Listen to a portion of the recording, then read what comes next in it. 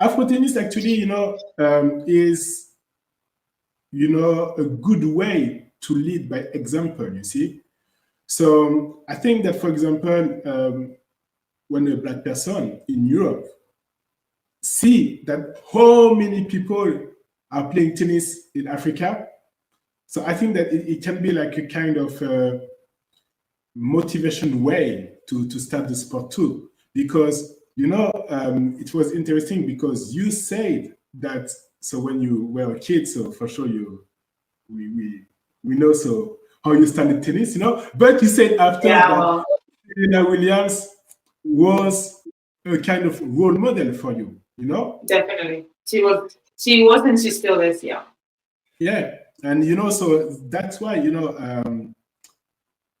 like the representation is really important. So even me, so when I was younger, so my role models, so it could be gaelmonfils, uh, James Blake, like the American guy. Uh, Yannicknoah.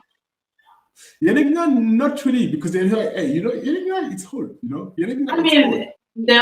the only African, well, half African, that won the Roland Garros. Yeah, yeah, yeah, That's yeah. crazy. Yeah, exactly, exactly, exactly. Because you talk about Yannick Noah. Mhm. I was talking, I was telling you that for me, tennis federation Europe, and especially so where you can find a lot of black people, playing footballs. They should actually so take their responsibilities to once again open the doors of tennis. And for example, Yannick Noah, since 1996, he created an association so called Faites le Mur.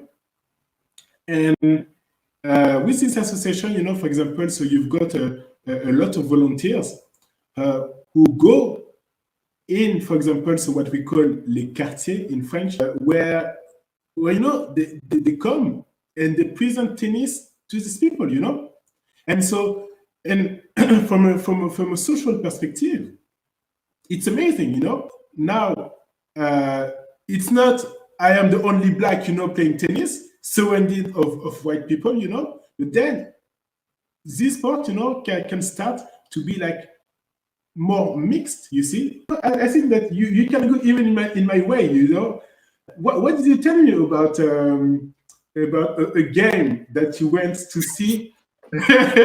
Yeah, no, that's Oh my gosh. You're gonna okay, I'm gonna make sure that you guys can see the picture, hopefully. So I was telling you the other day that I just kind of make a little bit of throwback moment. Last year, I like to go to tournaments here in Spain, tennis tournaments. And as I said earlier, I was living in Canada, so Canada, like Tennis Canada, for me, I have a really tight relationship. Mhm. And I knew that they were coming to play for the Davis Cup. There was Canada versus Spain. And I was like, I Mhm. cannot miss this. I just cannot miss this. So I was like, okay, I reached out to them on Instagram, like, hey guys, I'm here. I would like to go there, but I don't have a ticket. They're like, yeah, you're sure. Just pull up, ask a fan, and we'll help you out, get through and stuff.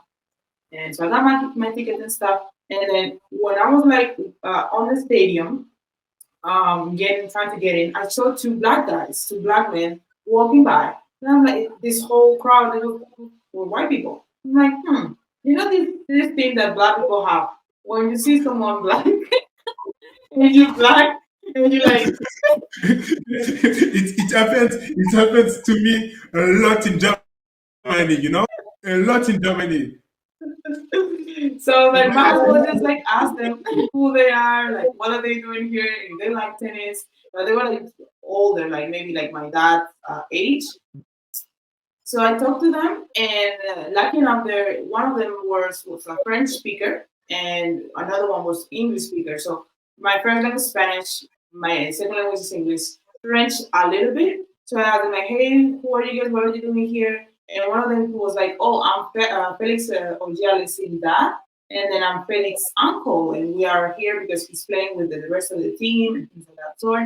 And I'm like, yeah, that's really nice. Can I sit with you guys to, support the team and things like that? They were like, yeah, sure. Okay.